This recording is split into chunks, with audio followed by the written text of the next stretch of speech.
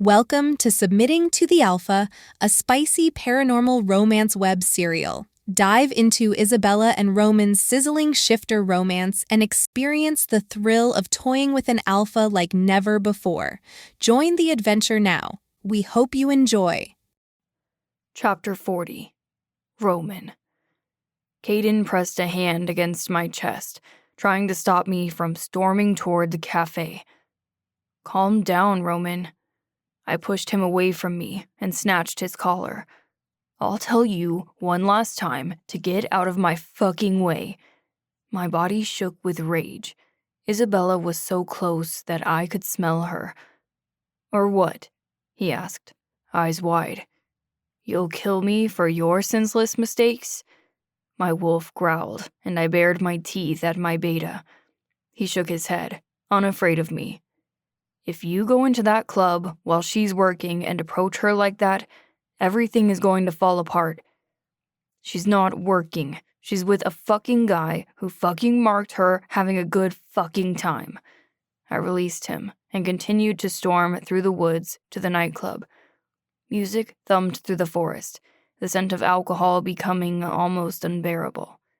Suddenly, someone screamed at the top of their lungs, and the music stopped.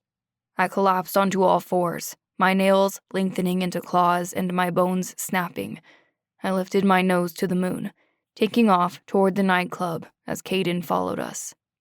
Outside of the cafe, a group of people were huddled together and whispering.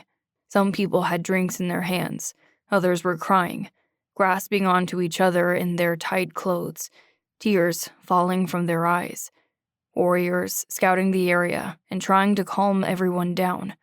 It was pure chaos. I shifted into my human, scanning the crowd for Isabella. Jane and Vanessa were holding each other by the doorway. Jane's cheeks were stained with black streaks. She gazed at me, pressed a hand to her chest, then ran in my direction. Thank the moon goddess you're all right. She threw her arms around me. I thought I lost you too. My brows furrowed together. Where's Isabella? She wiped a tear from her cheek and nodded to the side of the woods where a group of alphas were huddled. I pushed Jane away and hurried to them. Mate. I need my mate. Caden followed me, trying to keep up with my quickening pace. My heart thumped against my chest when the scent of alcohol faded into the stench of blood. Blood. Blood everywhere. I pushed through the alphas, not caring who I pissed off, when I saw the rogue, dead, lying in a puddle of his own blood. He smelled like her. Where was she? A few yards from the rogue was another, his face torn apart, completely unrecognizable, and a few yards from him was another, with a dislocated limb. 5 more dead rogues lay throughout the woods, each a distance from each other, and the mate's necklace that I had given Isabella was in the center of the madness, painted with blood. Not Isabella's, but the rogue's. I grabbed the necklace and deposited it into my pocket. I needed to find her. Gore covered a few trees and was splattered all over the ground. This wasn't planned. If Isabella was here on business with someone, they would have taken out each rogue without a mess. I sniffed the air for any trace of my mate, needing to make sure she was all right and hadn't mated with anyone else. I followed the only scent I could pick up and came to a small stream. A lichen was in it, washing blood off his body. His brows were pulled together in pain, and he clutched the open wound on his abdomen. Where is she? I asked, stepping closer to him. The lichen gazed over at me, jaw clenching as he pulled himself out of the water and put more pressure on the open wound, which sat almost perfectly along the line of moonflowers tattooed on his side. Who? Isabella. Where is she? He stiffened, then scoffed. So, you're her mate. I stalked over to him and grabbed him by the neck. Where is she? Take your hands off of me before someone gets hurt. I asked you a question, and I asked you to take your hands off of me. I growled, baring my teeth at the man who had Isabella's scent all over him. Her scent was so strong. Too strong. Where? I don't know where your mate is.